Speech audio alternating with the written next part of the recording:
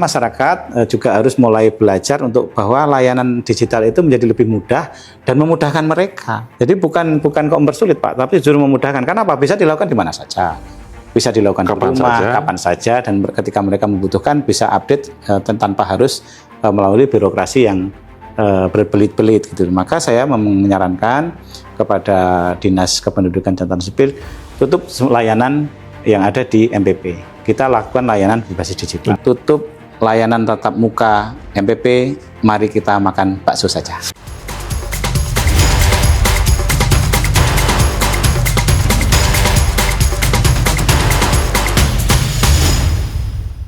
Kali ini saya berada di Kota Bakso.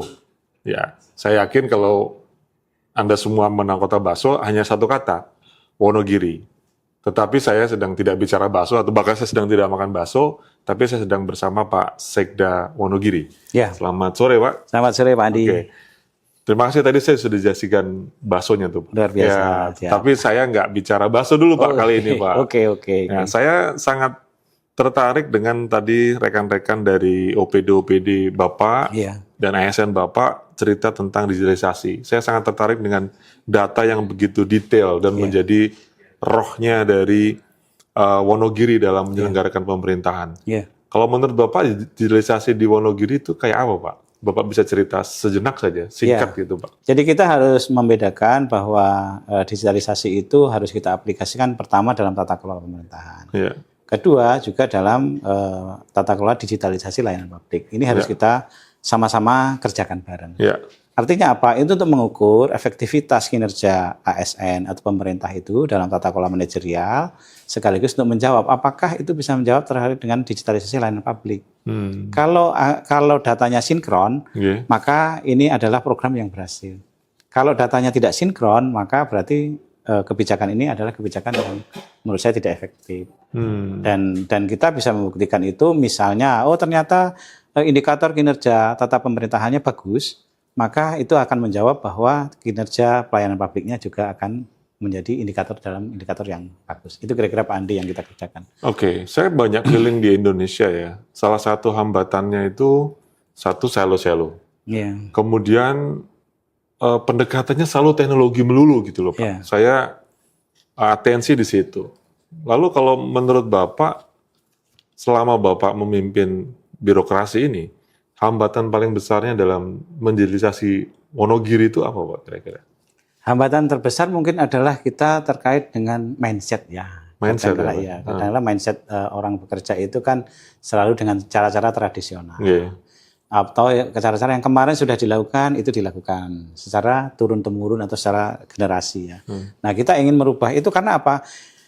Kita harus dipaksa berubah. Hari ini mungkin kita bicara tentang anggaran sangat sempit. Kita bicara tentang ekspektasi masyarakat sangat tinggi. Nah, kalau kita tidak bisa melakukan eskalasi atau percepatan ke sana, maka ya kita tidak akan bisa memberikan atau memenuhi ekspektasi masyarakat terhadap layanan publik. Itu hambatan. Maka apa yang kita lakukan? Ya kita edukasi semua stakeholder kita.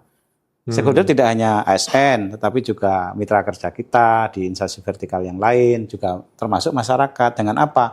Kita gali semua potensi. Dengan apa? Kita buka ruang-ruang inovasi, kita buka ruang-ruang digitalisasi agar itu bisa menjadi satu wahana atau ekosistem untuk kita angkat menjadi bagian dari kinerja pemerintah. Saya melihat bahwa di Renja ya, Renjanya itu setiap OPD punya inovasi digital, Pak. Betul. Artinya bisa saya bilang nggak bahwa digitalisasi ini untuk Wonogiri tidak cuma di Dinas Kominfo. Oh iya, benar. Ya, karena memang itu bahasa saya penyakitnya ya. Bahwa kalau kita ngomong digital dan elektronik langsung kayaknya alergi semua lalu dilempar ke Dinas Kominfo. Tapi malah Wonogiri memiliki di setiap OPD terkait dengan inovasi digital. Itu ceritanya gimana tuh Bapak? Ngapain itu Pak? Berpikiran seperti itu dari mana wangsitnya tuh Pak? Ya, ketika kita menyusun RPJMD, maka kita akan memetakan nih Pak, apa potensi, apa masalahnya, dan apa yang akan kita capai.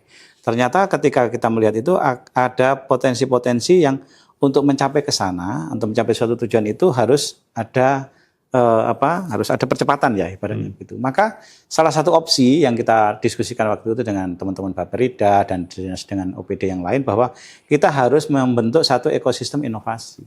Di mana setiap OPD itu harus kita berikan ruang untuk mereka memunculkan inovasi setiap tahun. Dan itu kita lombakan loh Pak. Dan bukan aplikasi kan Pak? Oh tidak.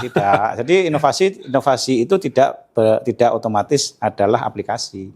Inovasi bisa bentuk program, bisa bentuk ajakan, bisa juga bentuk satu tindakan-tindakan kebijakan yang akhirnya nanti berorientasi pada pelayanan masyarakat. Oke. Satu terakhir Pak, saya menarik tadi. Sempat jalan ke MPP-nya, itu kosong ya Pak? Ya, dan isinya cuma banner sama ATM atau apa, saya nggak ngerti tadi itu.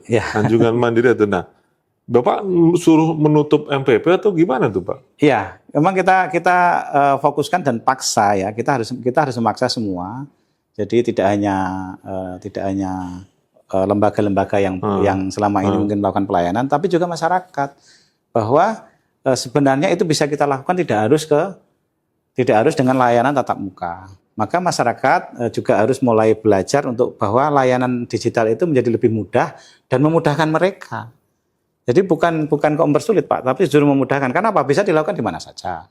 Bisa dilakukan di rumah, kapan saja, dan ketika mereka membutuhkan bisa update tanpa harus melalui birokrasi yang berbelit-belit gitu. Maka saya menyarankan kepada Dinas Kependudukan dan Catatan Sipil tutup layanan yang ada di MPP. Kita lakukan layanan berbasis digital. Jadi perintah Bapak nih? Ya. Nggak takut dimarahin Pak Menteri Pak? Oh, enggak lah. Itu kan justru dengan ini kita malah bisa mencapai pencapaian IKD kita tertinggi se-Indonesia kok. Oke.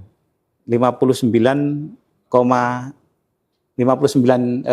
ya dari target nasional baru di 30%. Kita sudah melampaui itu kok. Saya pikir keren Pak. Wonogiri beda. Siap. Satu kata Pak buat Wonogiri tentang digital nih Pak. Oke, satu kata yang mungkin paling relevan ya, dan untuk Wonogiri adalah tutup layanan tatap muka MPP, mari kita makan bakso saja. Sepakat Pak, oke, kita makan terima bakso. kasih. Inik Sindo Jogja.